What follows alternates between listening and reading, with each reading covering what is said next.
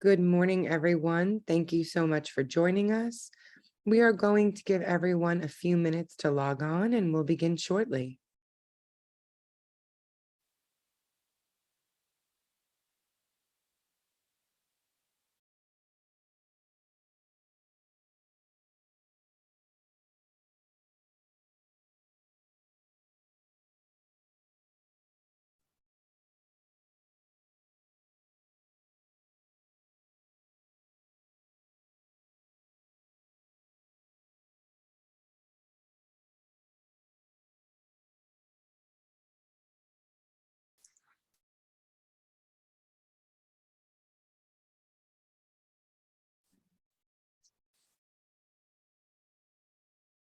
Okay, good morning, everyone. Thank you so much for joining us today.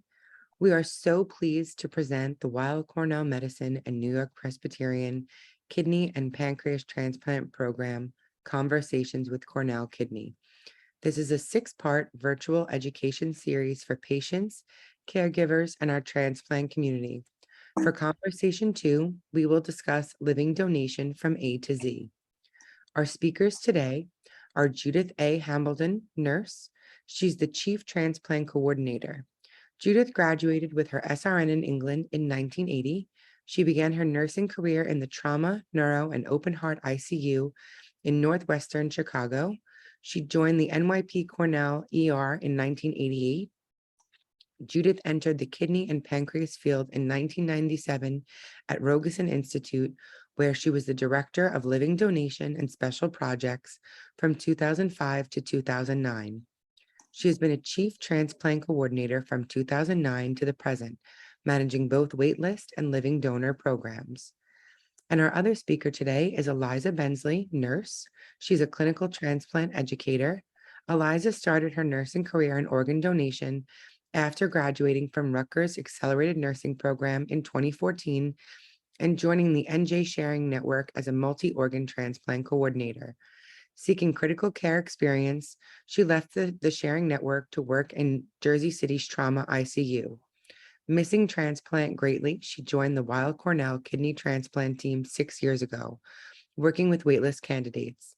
Eliza is a passionate health communicator with a focus on patient education, health advocacy, digital transplant outreach, and strategic growth. We encourage all of you to submit your questions in the Q&A section. We will try to get to as many of them as possible, and it is my pleasure to now turn it over to Judith and Eliza. Good morning, everyone. Hope you're bright-eyed, bushy-tailed, and ready to go. So let's start with living donation right at the beginning. 1954, that was the first living donor transplant, and it was between identical twins. I think it's clear to see if you look at the slide, the young man on the right-hand side, he's got the smile on his face. He's the one that's getting the kidney. The glummer-looking one on the left, that's the young man that actually donated. And this occurred at Brigham Hospital, which is in Boston. So living donation takes place when a living person donates a kidney for transplant into another person. And there's been extensive research that's shown that healthy people can live long and fruitful lives with just one kidney. Next slide. So benefits of living donation. Well, for the donors, donors frequently have improved quality of life scores after donation. There's been extensive research with this. And this is thought to be an increase in self-esteem from a sense of well-being. You think about when you just do a minor good favor for someone, it really makes you feel good about yourself. So I can only imagine what it must be like if you actually donate an organ. The donor evaluation has also led to detection of potential donors' own medical issues, and so they can benefit from early diagnosis and intervention. Next slide.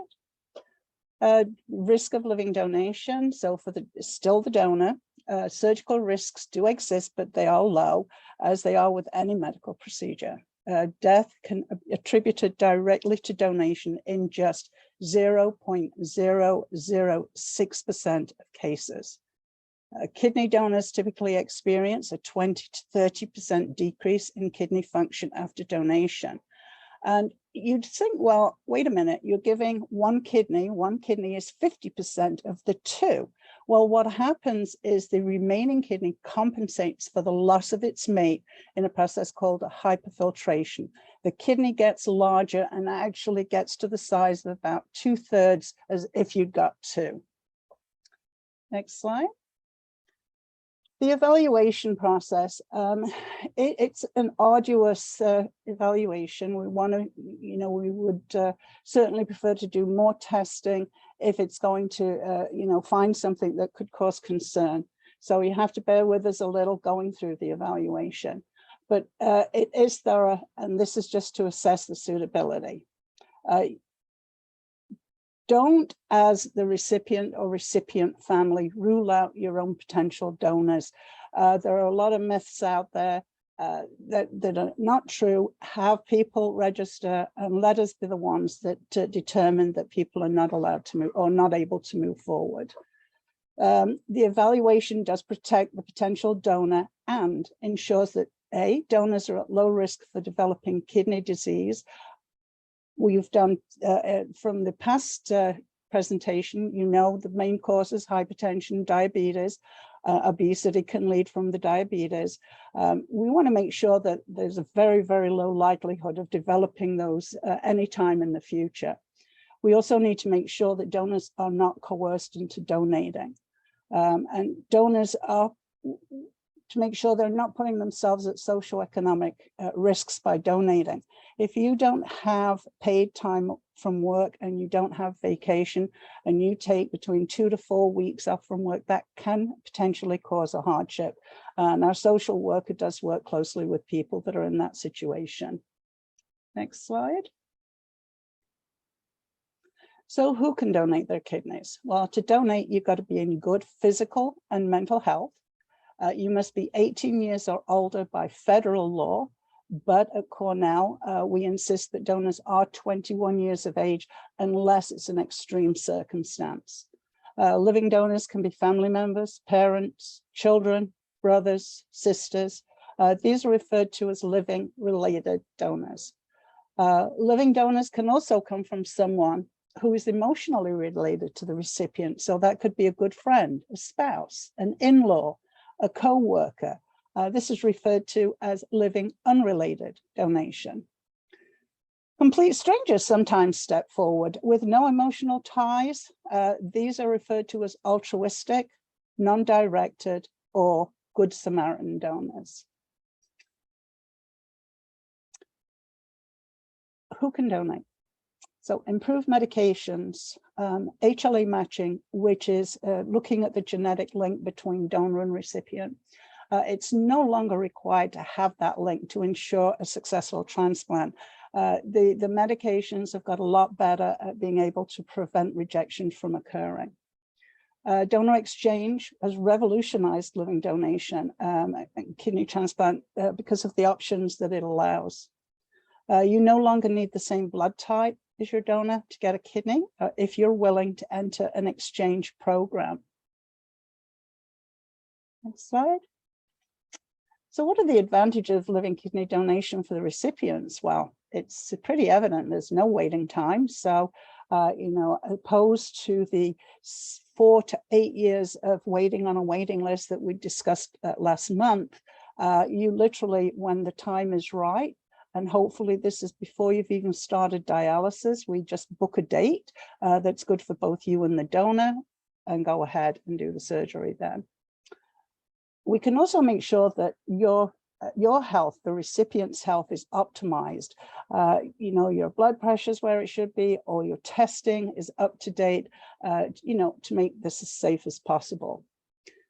The ability to preempt the need for dialysis, I just mentioned, that's great when we can do that, so you don't have to get access place and those things. And living donor kidneys statistically have a longer lifespan, and they begin to function almost immediately while the recipient is still in the operating room. Next slide. Oh, so that's the first part of the donor or living donor. do we have any questions? I don't see on my slide if there are any. I'm taking a look right now. Okay, so we do have one here that says, can donors change their mind at any point in the evaluation process? And that's an absolute yes. I will give you a little story, and this is absolutely true. We had a lady who actually called the office the evening prior to the planned surgery the next day. She'd wanted to donate a kidney to her husband and felt that at the last minute she just could not do it. She really got cold feet and asked if we would be the ones to call him and tell him, that she couldn't do so. And it was very emotional. And, he said, please tell her to come home. She'd gone to a payphone. It was back in the day with payphones. But yes, at any point, I mean, we try to, would tell you not to do this the night before or the morning of, but that's absolutely left to the donor. Yeah. Thank you, Judith. That's the only question that we have for this section so far. Okay. So we'll move right along. So the principles of living donation. So any person who gives consent to be a live organ donor should be competent and willing to donate. They should be free from coercion. They should be medically and psychosocially suitable. They need to be fully informed of the risks and benefits as a donor, and they need to be fully informed as to the risks and benefits for the recipient. They also are informed about all alternate treatments available to the recipient. We do have people come in occasionally, the donors, oh, well, I have to do this. My mother's going to die if I don't donate a kidney. And we point out that, a living donor kidney transplant is, while absolutely the preferred treatment of choice, it isn't the only treatment. There is dialysis, there is a waiting list. And so it's important that they do they're fully informed about everything. Next slide. So now we're going to get into the nitty-gritty. The compatibility. So there are three things that we really look at when we're looking at a potential donor. The first is the ABO, that's your blood type. The second is HLA, that's genetic match, and it's a blood test. And the third is a cross match. That's where we mix the donor and recipient blood cells. So we're going to go into all of those three things individually. So you'll see at the bottom of the slide here, the person on the left, that's the recipient. So if you are a blood type A, then you can receive a kidney directly from a person with blood group A or O. If you're a blood group B, you can receive a kidney from someone with a blood group B or O. If you are an AB, that is what we call the universal recipient. You can get your kidney from any blood type, an A, a B, an AB, or an O. And if you're an O, which is about 50% of the United States, then you can only get your kidney from another O. When we're talking about direct donation, meaning that donor is directly donating to you. Next slide. So antigen matching, or HLA. Each person has unique markers, and these are carried on their white blood cells. For kidney, we're looking at 6 of these markers specifically. There are many, many more, but that's what we do look at when we're talking about matching for a kidney donation. So these markers are also called antigens. Although matching can be important, it's not critical to the success of transplantation. And if we have a healthy, willing donor that has cleared their testing, we're still very, very happy to move forward. Even if that person has a 0 to 6 match, they can still go ahead and donate. So the HLA, it's this stands for human leukocyte antigens. Again, these white blood cells, these markers, they are cells that express proteins which identify us as self.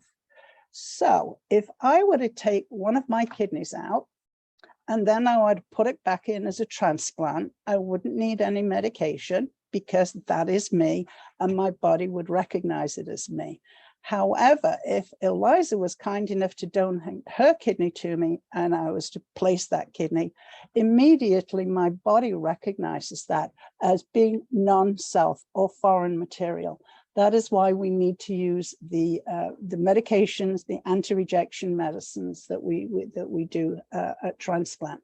Now, if you remember back in 1954, we didn't have any of these medications.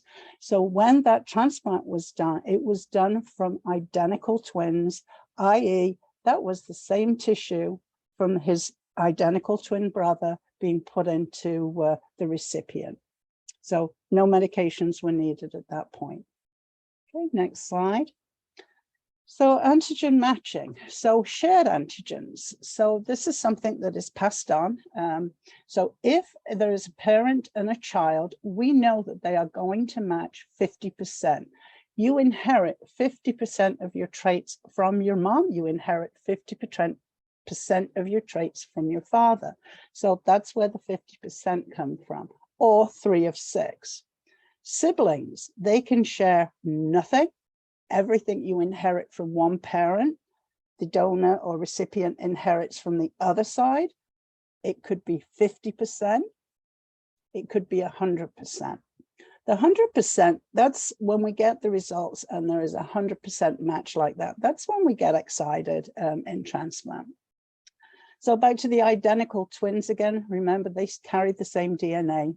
It's a perfect match, but it has to be identical twins. So tissue typing can impact the lifespan of the transplant, but it isn't crucial for success. If we can get a living donor kidney and they can match all 6 of those markers or be 100% HLA match, the life expectancy for that kidney can go up by as much as 10 years. So if we look for a living donor kidney to last approximately 16, 17, 18 years, with a 6 match, it could go to 26, 27, 28 years. Again, these are rough numbers. So perfect match organs also last a lifetime without any immunosuppression. So not only do we see this with identical twins, but also if you have a bone marrow transplant, hopefully your bone marrow donor would be available to donate a kidney because again, then you wouldn't need the medication, but that's more of a rare event. Next slide. Cross-match. So this is the last part of the 3, and a cross-match, literally what we do is we mix your blood with your potential donor's blood to determine this compatibility. We're looking to see if your antibody, your blood has any antibodies against the donor blood. And we would literally be able to see the response under a microscope. And that's literally how this test is done. So you get antibodies from blood transfusions, previous transplants, and pregnancies. In all those 3 things, you have been exposed to someone else's DNA or HLA. So the goal is ABO compatible. So you've got a compatible blood group. We have a negative cross-match, and the recipient has no antibodies against the donor. And when we have this, we proceed to transplant. So if you're ABO incompatible, or you've got a positive cross-match, meaning there are antibodies present, that doesn't mean that you can't necessarily have a transplant. There are still some options. So we're going to talk about those other options right now. So again, ABO incompatible or positive cross-match. Historically, what we would do in situations like this, we would measure the degree of positivity either with the ABO, the blood type, or with the antibodies. And if it was a relatively low or weak response, then what we could do is move ahead and do what we call desensitization. This is where we use extra medication, usually before the transplant, and also some treatments, something very similar to dialysis. It's called plasmapheresis. And what we would do, we're trying to reduce the number of these antibodies.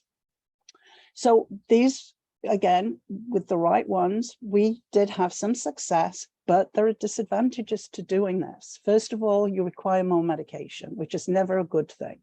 And there's also a higher risk of rejection. So in the more recent past, next slide, what we've moved to is donor exchange. The group that we are currently working with is called the National Kidney Registry, commonly known as NKR.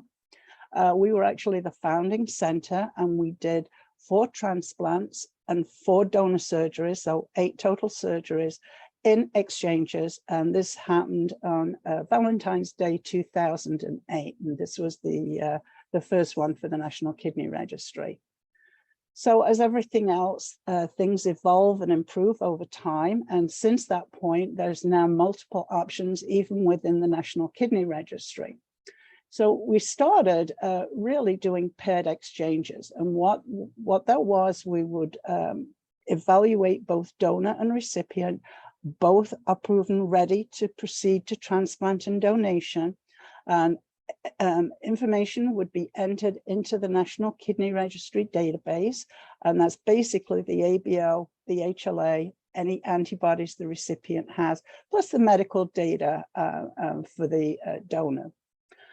A donor is found for both the recipient, and a donor is, and a recipient is found for the donor. So you've got one donor, one recipient, and we have a recipient and a donor found in the database for them. So the donor and the recipient go to surgery the same day, but it's not necessarily at the same time. Sometimes the kidney may be shipped overnight. Sometimes the kidney may need to come up from Florida. So it's not always the exact same time, but it was pretty much always the same day. So the disadvantage to doing this was it takes longer to get the recipient transplanted just because of the logistics involved. Here we're looking at getting 2 donors and 2 recipients minimum to make this happen. So it again evolved over time to what we call the advanced donation.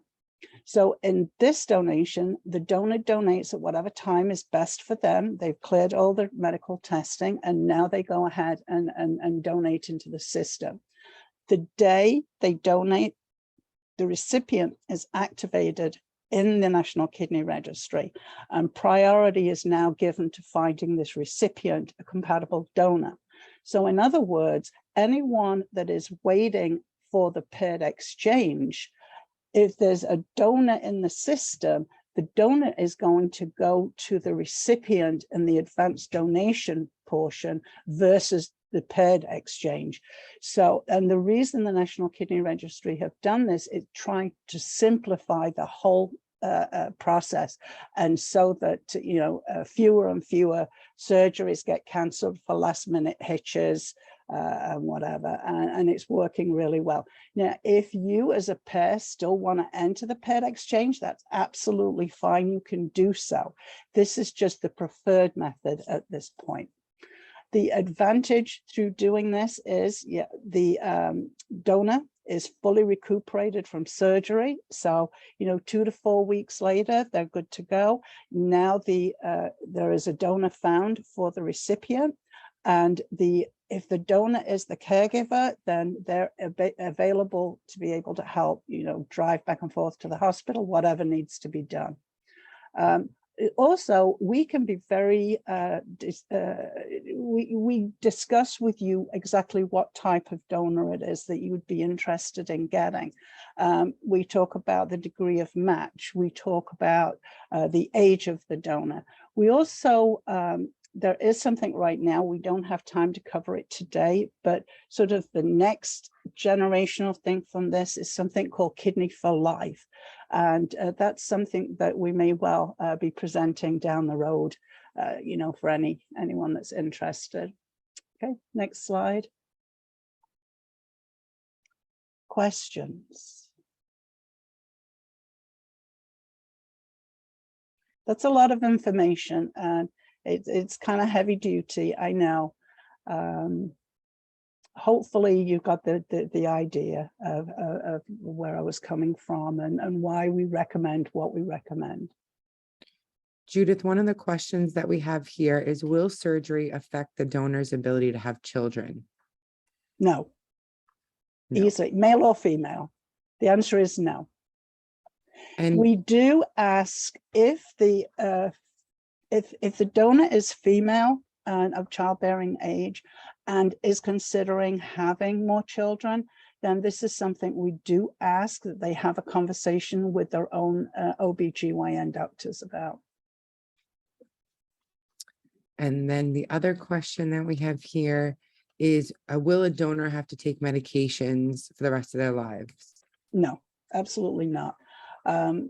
You will be discharged from the hospital. You will have a few pain medications, just literally to cover a couple of days, and stool softeners. And other than that, once those medications are done, you're not taking any more medication. Perfect. Thank you so much. That's all the questions that we have for right now. Oh, wait a minute. Someone else said, if a potential donor for that person gets migraines and they take NSAIDs, the donor is concerned that they will no longer be able to take them for their migraines after donating. And that, what's the alternative? So that's true. NSAIDs can be, they are excreted by the kidneys, and unfortunately, if used for excessive durations of time, then NSAIDs can actually cause kidney disease. So that's something when we do have a donor, if they have a sort of chronic pain problem like this, we ask them, is there an alternative? And if there isn't an alternative, then yeah, we don't want people taking chronic NSAIDs if they've donated and got one kidney. So that would be an obstacle. We have another question. Lisa, I can read it. It's, can a potential donor come from another country, i.e. not a US citizen? Yes, we can help. What we'd normally do in a situation like that is that we have your donor register, and so that we can take a look at their medical history. You know, we obviously don't want to be bringing people halfway around the globe only for them to be, you know, told on arrival that they're not able to donate. So we would review their medical history, and then we would give them a list of some pretty basic blood tests that they should do. It's really looking at their kidney function. It's looking at their blood type. If all of those tests come back and they're within normal range, then we would help work with you to be able to get a visa if that's something that you would need. You know, but having the information to say that at least superficially that person is a compatible donor and you know, has passed the basic medical testing, we're a lot less likely to be denied a visa. I'll put it that way. And another person I think is piggybacking on that question. If someone from another country is not a match for you particularly, can they do an exchange or be part of the exchange program? The only issue with that is the visas are very often limited in the time span. Now, if the person is willing to sort of come and donate and then leave and not see the fruition, then we could do that. That's something we could certainly consider. We have people come from abroad quite frequently. Perfect. And to the person who asked that question, if I misunderstood, please feel free to resubmit it with a little more detail. Someone else is saying, what about COVID and a donor? You know, COVID is a short-lived sort of thing. If they've had COVID and fully recuperated and now asymptomatic, no symptoms, then yes, we can certainly use someone that's had COVID. If they test positive for COVID right before they go to donation, then no. we're not going to do that with a living donor. We're going to need to wait. So, but it's, again, even if you test positive, and this is something that has happened time and time again between either recipients or donors, especially when we were working, with multiple with transplants and donations in a chain, which is, again, one of the reasons that why they've really been quite aggressive at trying to shorten these chains down and have, as fewer people involved as possible. And then we also have two questions here that are very similar. One person is saying, what if a donor is 75 years old? And the other is asking, is there an age limit for donating a kidney? So there is not an age limit. We've certainly used people well into their 70s, but of course, just as with any age, the donor has to be in good health. Their kidney function has to be very good. And so it is a case-by-case basis. But if the person has got a history, a medical history, again, diabetes, definitely an out. But again, if it's, even that, if it's gestational diabetes, but it's 3 decades ago, then it's something that we could think about. So don't rule anyone out. That's the take-home message. Let us be the ones to do that. And believe me, we do rule people out. If we think this is not going to be safe for a donor, then it ends there. We're going to err on the side of safety rather than try to second guess ourselves. So thank you so much. I hope that helped. Yeah. We don't have any more open questions right now, but again, I'll encourage all of you, please submit your questions, as they're talking. It's not a problem, and we will do our best to make sure that we can get to everything. Wow. Well, thank you so much. This was incredible as far as the questions go. I am going to start and share about ways you can strategize and try and find a living kidney donor. Hopefully you guys can hear me clearly. So you've already taken the first step. Step 1 is to learn about living kidney donation. Education is power, and you want to be able to talk about kidney disease and your options clearly and concisely. This way you can confidently share facts about living donation to family, friends, and potential donors. So all the information that Judith just reviewed with you, those are key tidbits when you're speaking about your situation and trying to find a living donor. If someone has any misinterpretation or myths about living donation, you're going to be able to dispel those myths. And we hope that the information we've given you today and beyond will help you feel confident talking about living donation. Step 2 is writing your story, sharing what it's like to live with kidney disease. The chances are people have no idea what your life is like. They may not know what dialysis entails, or they may not even know that living kidney donation is an option. So this is your opportunity to be honest about how your kidney disease impacts you and what your life would be like if you got a transplant. The next step is sharing your story. And this may be a challenging one for many because this is a personal situation that you're going through and you have to be vulnerable. But you just never know who could read your story and be motivated to help. And the beauty is if someone even can't donate to you, they can help by sharing your story. And we're going to go through each of these in more detail, but I'm just going through an overview. Step 4 is designating a kidney champion. This is someone to help ease the burden off of you and offer emotional support. And this can be someone who maybe was not clear to donate for you. And then step 5 is continue sharing your story and repeat this. Share updates and just be consistent because trying to find a living donor and sharing one time typically will not be as effective and impactful as constantly sharing, because that's just the way our brains and our social media insights work.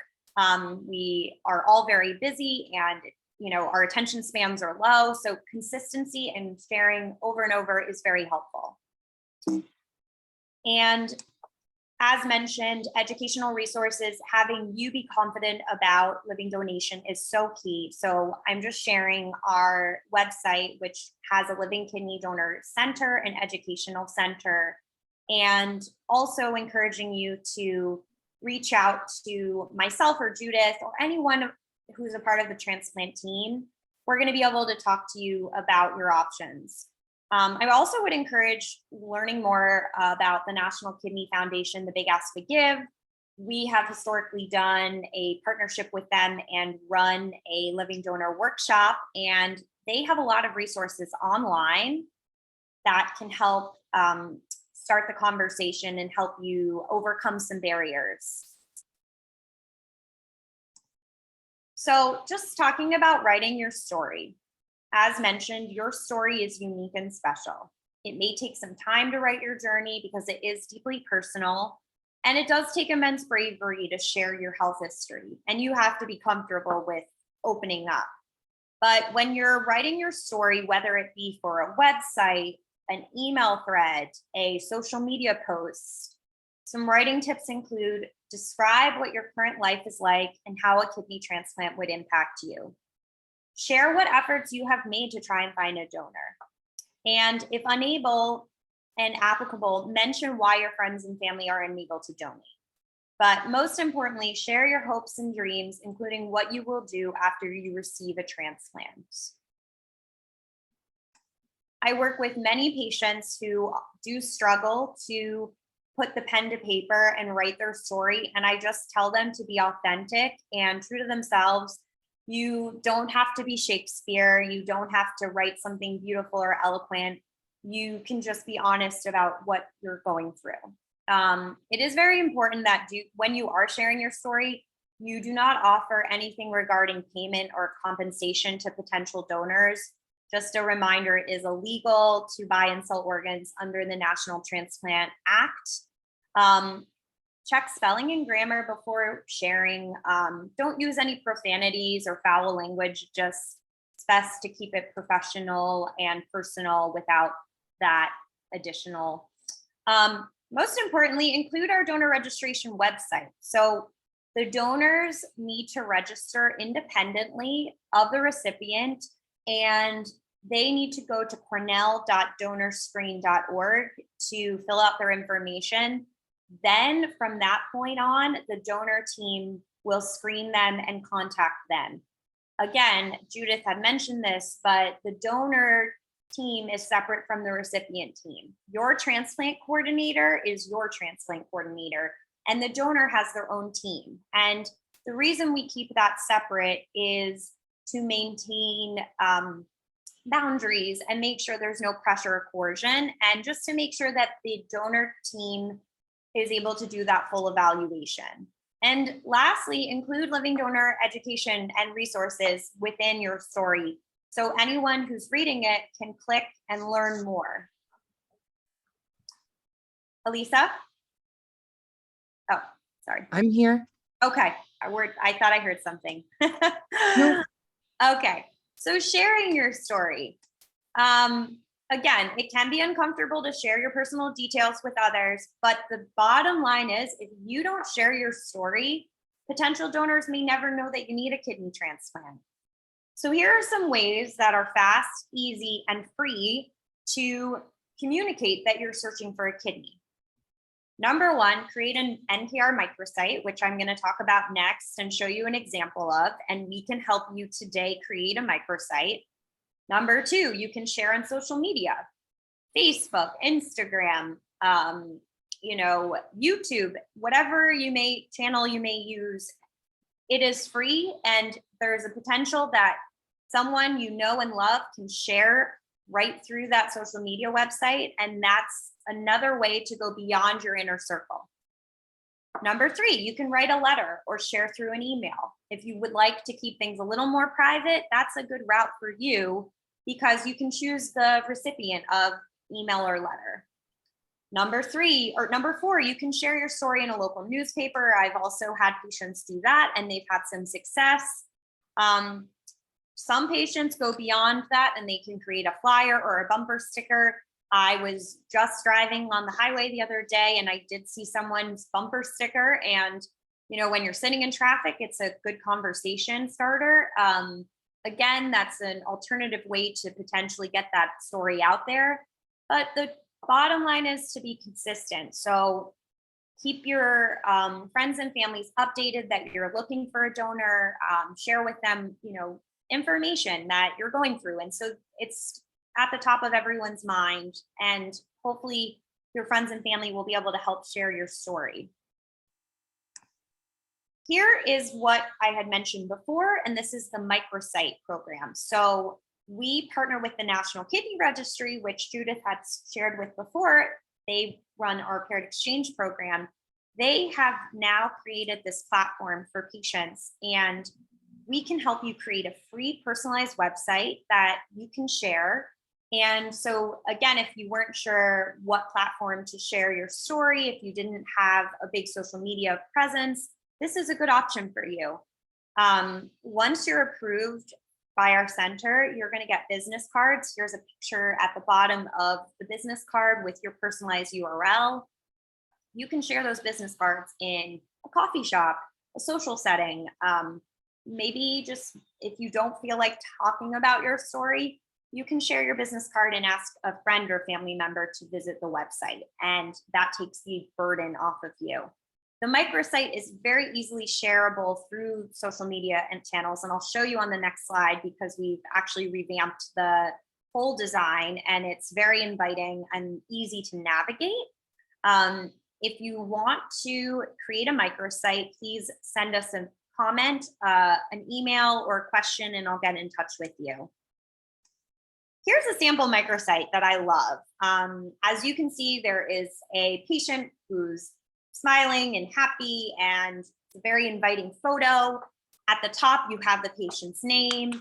Here is where you can share, and this is a sign for Facebook, Twitter, email.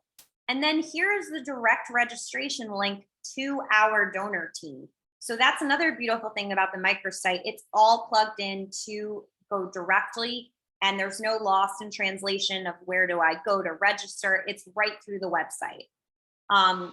The patient is able to describe who they are, what their life is like, what they've been doing for their life, and why do they have kidney disease? What has led them to need a transplant? As you can see up here on the left, why does that person need a kidney? There's opportunity for more photos. There is another button to get the registration process started. And then there's more information on donor support and protections that the NKR offers. If a donor registers through the system, they are able to get paired with a donor mentor. So anyone potentially considering donation will be able to talk to someone who has donated a kidney, which is very helpful for someone considering this big gift. So again, we really encourage all of our patients to make microsites because it's a free website. It's super easy to navigate, and I can help any one of you on the site, on this call today, get started. Now, we had mentioned before designating a kidney champion. Again, there is an enormous physical and emotional toll of living with kidney disease and the exhaustion of dialysis, or even being preemptive. You may not be on dialysis, but it might be overwhelming, to say the least, to try and find a kidney donor. So identifying a friend or family member who can take the burden off of your shoulders to help your search can be hugely valuable. Ask your kidney champion to spread the word on social media and social groups and in everyday conversations. Something I'd like to share that I've worked with patients before is that some patients tell me, Eliza, I don't have a big social media following. I don't use social media. I'm not that computer literate. And, I say to them, okay, well, that may be a barrier to you, but let's look past that and see how we can overcome that. Can we identify a family member or, a young friend who might be savvy at computers, technology, social media? Can we ask them to at least share the story and get the word out for you? And that's what that kidney champion's here to do. We will give them the resources so they can learn about the kidney donation process And they can serve as a point of contact for anyone requesting more information, again, directing them to that cornell.donorscreen.org so they can register and begin the process. So highly recommend designating a kidney champion, because going through this alone can feel extremely overwhelming. And while we are here to help, to have someone who feels like they're in your corner and really vouching for you can be really helpful. Here's a sample email for the kidney champion. This can be actually found on our website, or we can share it with you afterwards. But you can also use this if you're writing your story and want to share the fact that you're searching for a kidney donor with your friends and family. This just is very, basic template. Did you know that patient has kidney failure? It has some facts about how there are many people waiting on the list for a transplant, and that living donation is an option for people to consider.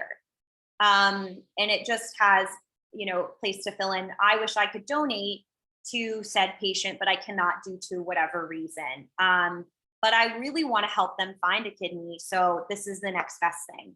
So please contact me. And so this is just something that you can use and send it to your champion to help you find that donor. Go beyond your inner circle. This is huge. So if your friends and family are unable to donate, think about widening your search.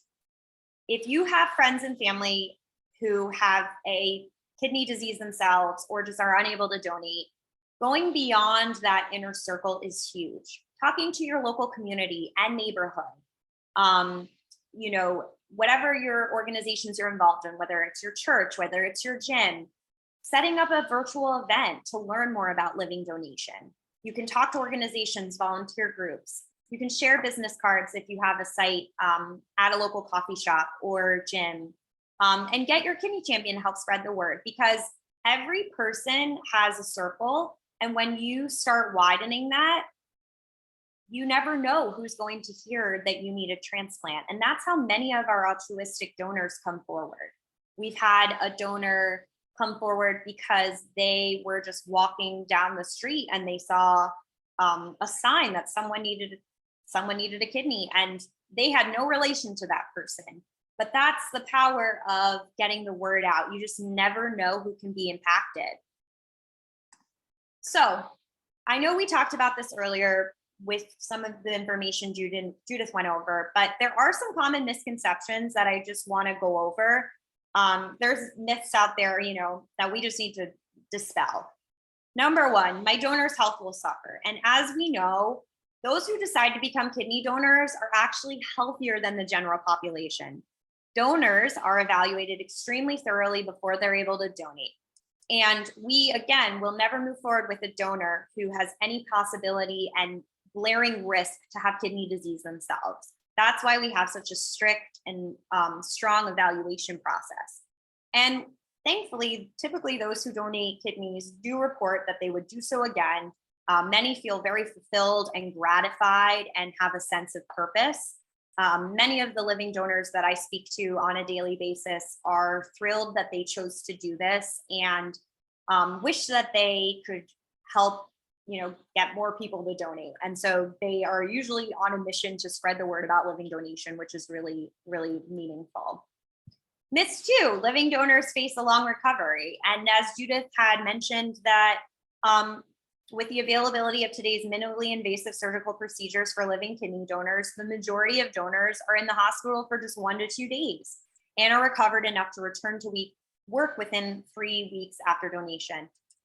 Patients who work in more manual labor, vigorous jobs would usually take 4 to 6 weeks just to ensure that they've healed. But if you're sitting at a desk, 3 weeks should be adequate. Some patients even say they feel fine after a week or two. And they're surprised by how quickly they feel great. So it really all just depends on the person. Myth 3, medical bills will cause hardship for my donor. So the recipient's insurance will pay for the testing and surgery expenses. And because the donors are never financially compensated, the donor will meet with a financial coordinator to go over any questions that they may have regarding the costs associated with donation. This is why we ensure that all donors have insurance. And as a part of the evaluation process, they have, just as you have as a recipient, a financial coordinator, they too have a financial coordinator to go through everything. So you can rest easy knowing that they are going into this process with all the information, so there is no hidden costs that they may be unaware of. Myth 4, dialysis must precede transplant. So actually, people who receive a kidney transplant before going on dialysis do better than the patients who went on dialysis before transplant. So that's called preemptive transplant. But both patients in kidney transplant survival are better when patients undergo a preemptive transplant. But that's not always possible for people. So, just keeping that in mind. Myth 5, transplant is the last resort. I think we talked about this earlier. While transplant is the first choice whenever possible, as mentioned above, people do better if they're not on dialysis, but dialysis is an option. But we do know in general, the healthier someone is, the better they do after transplant. That's why we see people for reevaluations when they're on the list, because we just want to make sure you're healthy enough to undergo transplant. We always want to make sure that transplant is going to benefit you and extend your life. We understand that there are so many variables, and that's why your coordinator, your surgeon, your nephrologist, everyone's working together within the multidisciplinary team to make sure that this is a good move for you. Myth 6, we absolutely went over this, but only a close relative can donate. That is not true. Just about anyone can donate a kidney to someone in need of a transplant as long as they are medically suitable. And with medications available, the genetic match of the transplant isn't as important as it used to be, as Judith really went thoroughly to explain. In fact, even if you have a willing but incompatible donor, you could enter a registry, the NKR, swap with other incompatible pairs. And then lastly, again, as we kind of mentioned this in the beginning, number 7, living kidney donation is a new field. We know this isn't true because the first successful living kidney donation occurred back in 1954, more than half a century ago. And living donation has a great track record, and surgical innovations have improved the experience of living kidney donors tremendously. We have made vast improvements. We're only making more improvements. And so that is something that you can rest easy with. Questions, I do see we have quite a few, so I'm just going to go right into it. Let's see. All right. Is there a webpage to read recipient stories to get an idea of what to write? Yes, there is. There is a gallery that I can share with you. And if I can connect with you offline after this presentation, I will absolutely be able to work with you and help you. I work with patients one-on-one to help them write their stories. And beautiful fact about the microsite is there's also a coach that gets assigned to each patient. And those coaches have either donated a kidney, they're a recipient, or they've helped someone find a transplant. So they're a free resource to help you. And let's see, when I try to set up a microsite through Cornell email links, I get sent to the NKR site and it asks me to set up a microsite. I have released my current providers. What does that mean? I'm going to refer to this question offline. I just want to make sure, maybe there's an IT issue, but if you'd like, I will contact you so we can get you set up. Can a patient outside the US join the microsite program?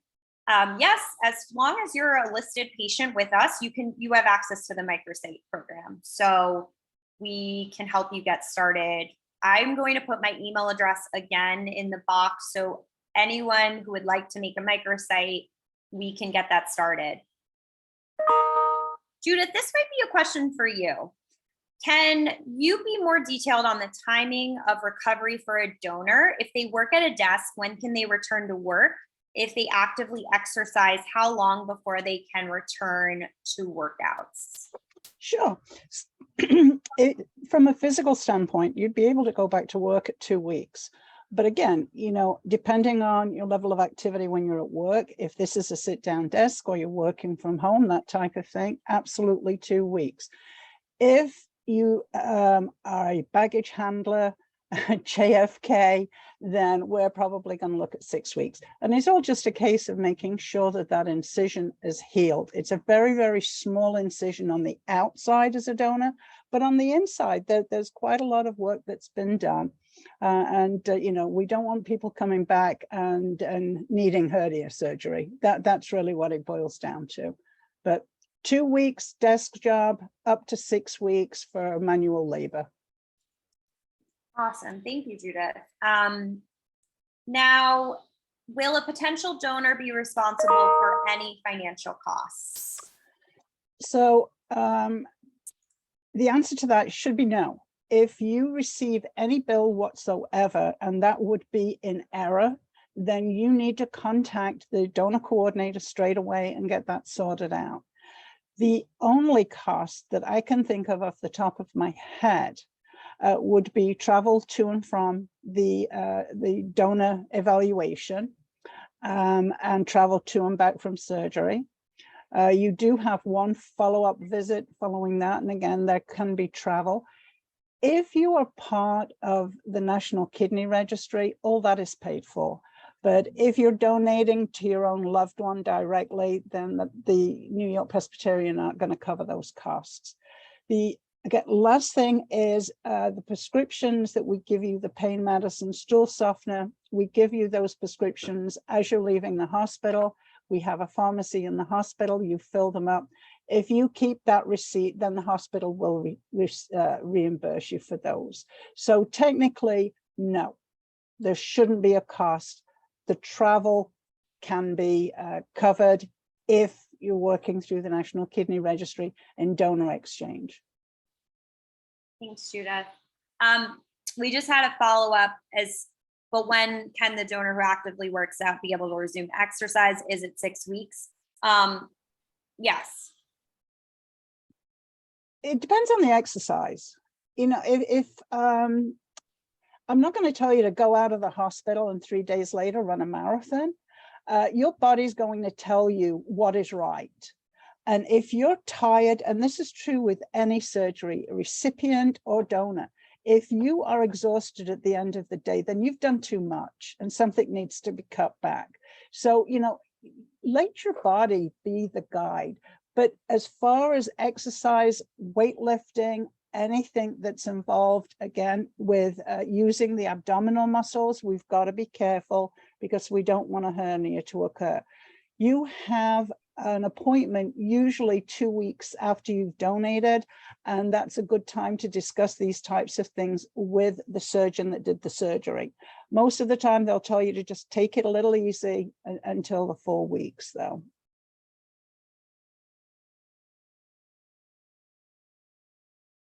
So I see Eileen is asking, can I pay for my donor travel? Yes, you can. You're not allowed to pay for the kidney itself, but you can certainly assist in donor expenses. That's not a problem.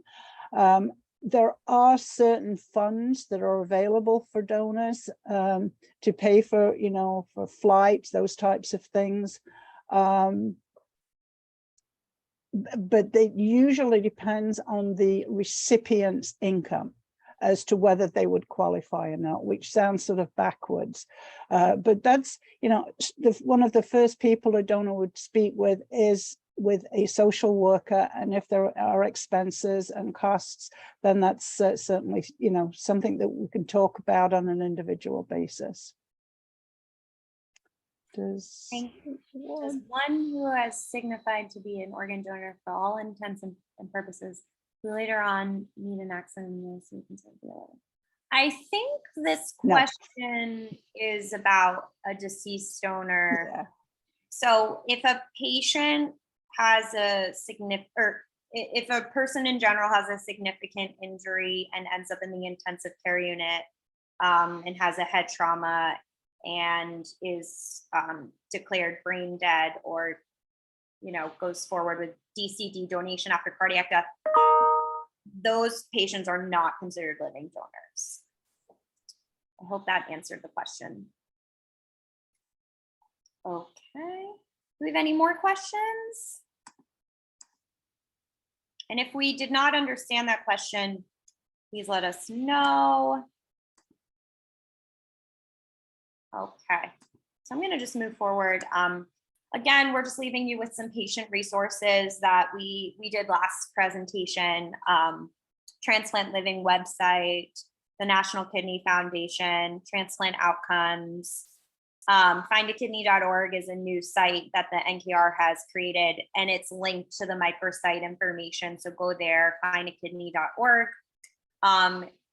National Living Donor Assistance Center, that's for the living donors to learn more, full of information. And then American Transplant Foundation is another great resource I included. So encourage everyone to go to these sites just to become more familiar. You're probably going to have many more questions, and I believe that these websites are rich with information and resources. We also just want to make sure everyone knows, as a patient, you have an option to access a transplant mentor. So this is someone who has gone through the process and maybe similar to you, and we can pair you with someone. So reach out to us if you are interested in getting a transplant mentor. And then I just included this resource from the National Kidney Foundation. This is NKF Cares. They speak English and Spanish, and it's a resource line. So it can be for questions about kidney disease, organ donation, transplant, and it's for patients, family members, and care partners. So I just wanted to put this out there. If there was any need for further information, you can always reach out to us, but this is a great resource that's available in English and Spanish. And then this is just some more information about the transplant support groups that we have locally. There's Trio Manhattan, there's Orange County, Rockland County, Staten Island, Westchester, Bronx, Putnam, but a lot of these are meeting virtually, so you don't have to travel. So if you wanted to research more information, Trio is the website, or we can connect you.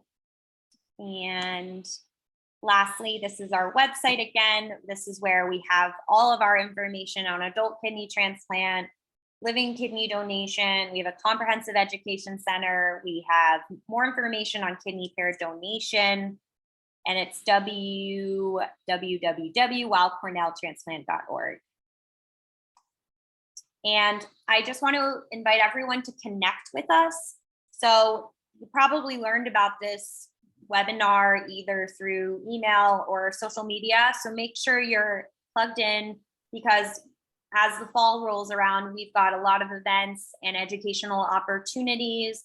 We'll be continuing this 6-part series, and our next topic will be on post-transplant care. If you somehow stumbled upon this webinar and you're not a patient yet, make an appointment and reach out to us. Here's the information to contact us.